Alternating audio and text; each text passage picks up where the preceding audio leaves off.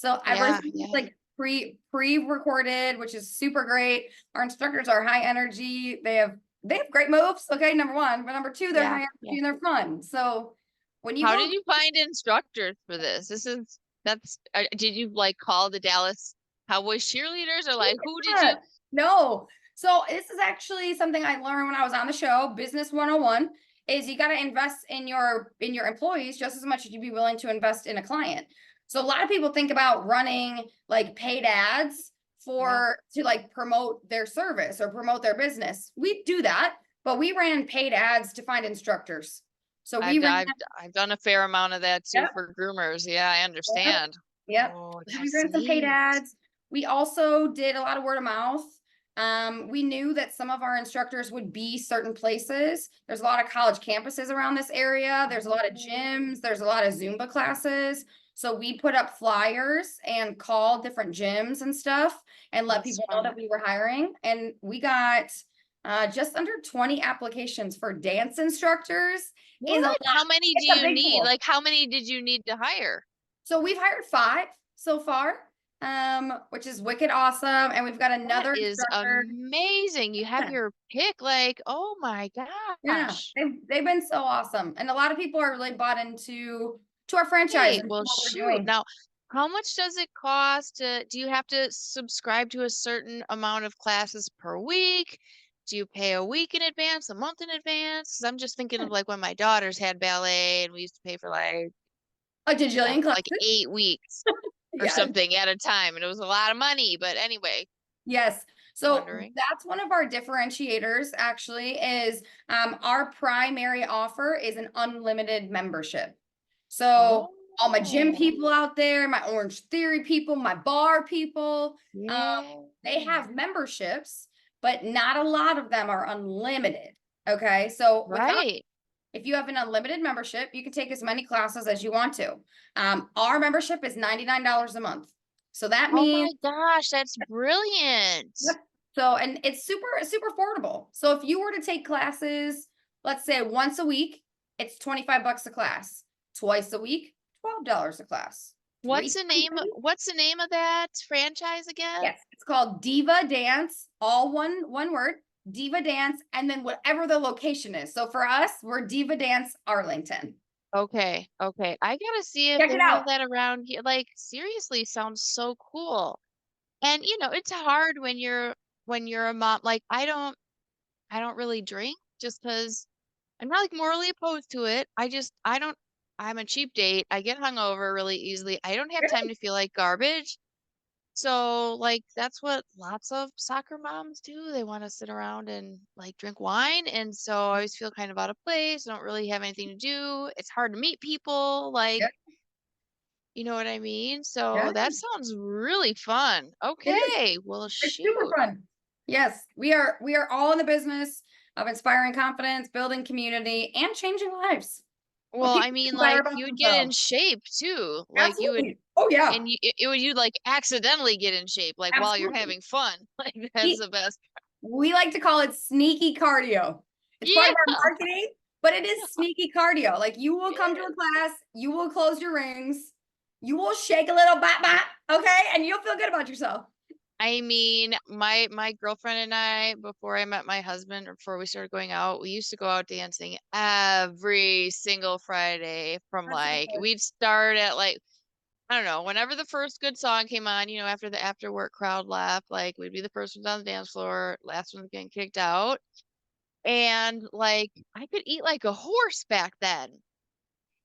Because what it is like, 4 or 5 hours of like straight exercise and you don't Yep. even realize you're exercising. I couldn't do like, I don't know, I couldn't lift weights for 4 or 5 hours. I'd be miserable. I'd Oh. be mad. No. So, that's really awesome. Yeah. So, how did you get like, this is so cool. How did you get involved in this scene? Yes. Excellent. So I've always been super passionate about helping people reach their fullest potential. It's why I became a speaker. Yeah. It's why I traveled around the country. I really want to tap into people's fullest potential. I want them to see their fullest potential. Yeah. And as a speaker, I did that by way of my craft. Yeah. on a stage with a microphone. And as I was starting to think about like, how else could I be doing this? I started to find like, what's my hobby? What do I like to do for fun?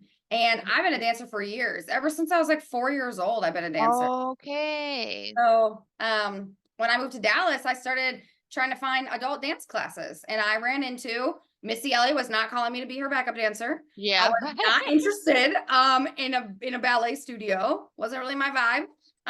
And Zumba was okay, but like I want to do my own dance. I want to like Right. learn my own dance and actually dance as opposed to follow the leader. So I Yeah. found Diva Dance as a client, and I started taking classes. Oh, I became an instructor, and then I was like, I need to do this as a business. what? Um, That is so cool. Oh my gosh, that's so fun. It feels like really random after the speaking thing. Like, don't get me wrong, because I have a finance consultancy and a dog daycare, so I'm sure people say the same thing. I'm not no yeah, judgment for sure, but like, wow, oh, that's really cool.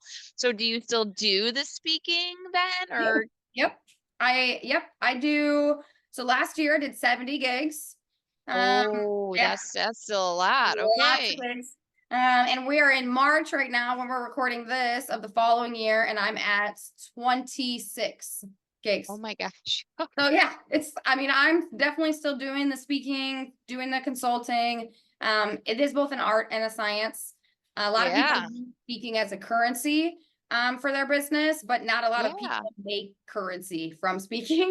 Yeah, Um, absolutely right. yep, I'm still doing both, which is super cool because I feel like in a lot of ways, what I talk about around like self-awareness and being more confident, and helping to find community is what we do in Diva Dance. Just the Yeah. modes of the modality, the vehicle of transformation is different, but Yeah, the end result is exactly. still the same, which is super cool.